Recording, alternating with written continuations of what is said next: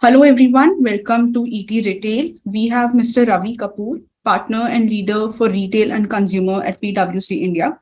Thank you for joining us at ET Retail post budget analysis today, sir. What is your first reaction on the budget? Has it met the expectations of the retail industry? Thanks, Pallavi, for getting me here on this platform.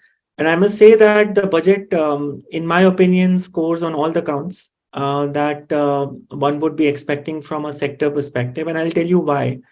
On the face of it, it may look like there's no specific announcements coming in for the sector. But if you just peel one level below, and you'll see all the kind of initiatives which the government is trying to undertake, I think all of them will ultimately drive the sectoral growth. And it is no secret to any one of us that the sector is the let me say the underlying factor which drives personal consumption expenditure in the economy. So whether it is the push on the infrastructure, where you call about the kind of outlay which has happened on the physical infrastructure, the push on digital infrastructure, making mobile phones cheaper, pushing in 5G, let me say research labs, making data access easier. All of this is going to drive, let me say, adoption of digital practices, which is going to be very, very important for the sector.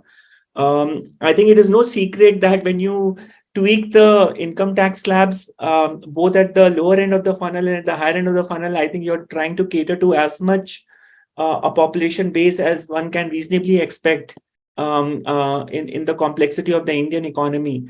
So that's the second factor. The third factor I would say is that the budget also caters to Bharat in a very, very unique way. We all know that almost two-thirds of the Indian population is living in Bharat.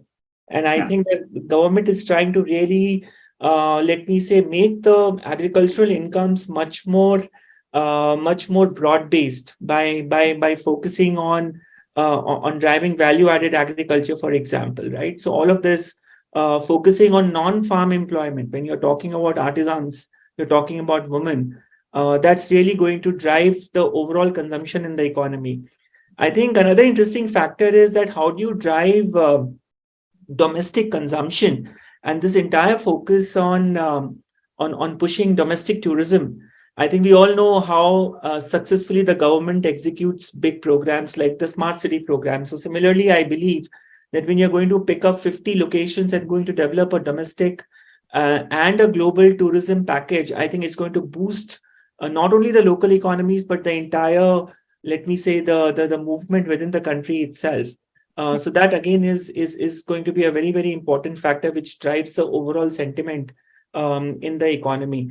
So if you really look at it from infrastructure, from income tax slabs, catering to Bharat, driving, let me say, this entire impetus around domestic consumption, and maybe if I can add one more point, which will be around forcing the industry to really rethink on its green agenda.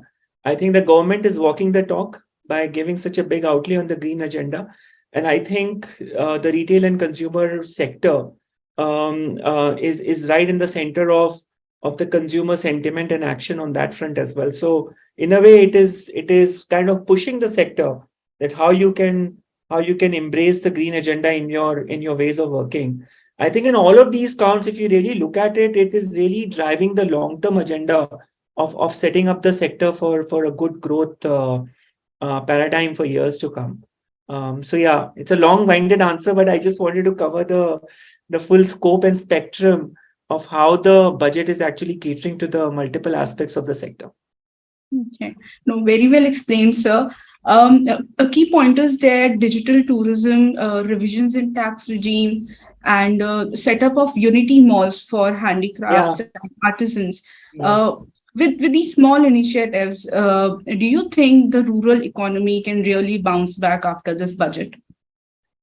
See, the rural economy bouncing back is contingent on multiple factors. Budget is obviously going to be a enabler in that process. I think we all know the kind of inflationary impact which was pervading all through 2022.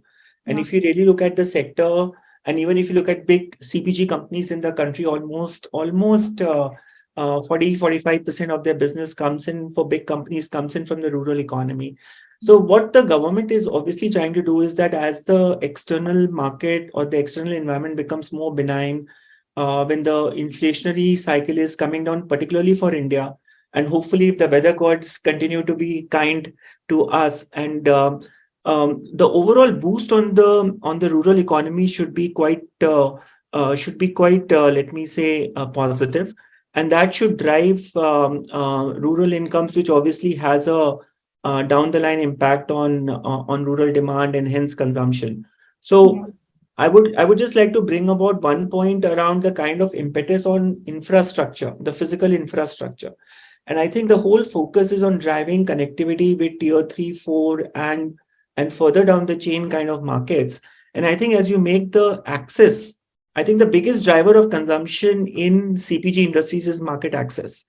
And we all know that the Indian economy roughly has a very high proportion of logistics cost to GDP. So as you're investing in world-class infrastructure, you make the market access become easier, which in a way helps you to not only reduce the end consumer price point, but it also helps you in generating better incomes for the farmers.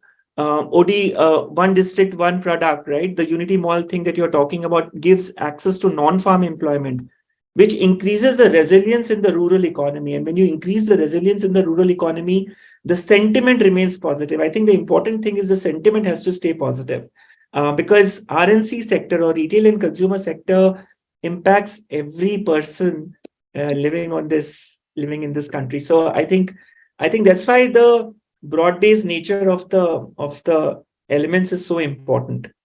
Okay. One last question, sir. On the MSME front, there was an additional 9,000 crore corpus which was announced.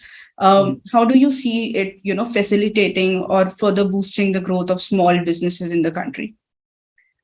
Yeah, so I think that's the bulwark, or let me say that's the spine of the manufacturing sector within the Indian economy, right? The MSMEs. A lot of airtime goes and a lot of focus goes onto the big industrial hubs and big industrial players.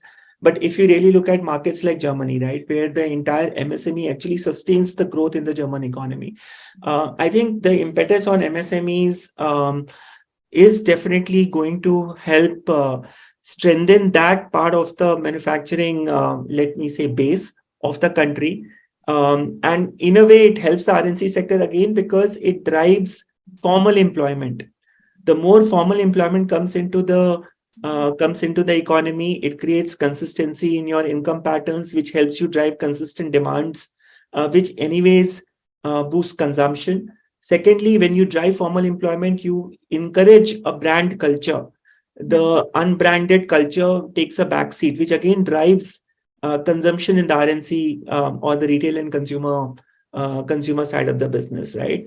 So I think focus on MSME, the various initiatives that the government is doing, maybe the entire piece on ease of doing business, the government has really impacted that piece as well, right? So when they are trying to reduce the number of legal provisions which one needs to adhere to, in a way, it also facilitates the MSMEs to really expand, open up, increase formal employment beyond a level, right? Because today, unnaturally, the MSMEs remain below a particular level so that they don't attract compliance challenges at their end.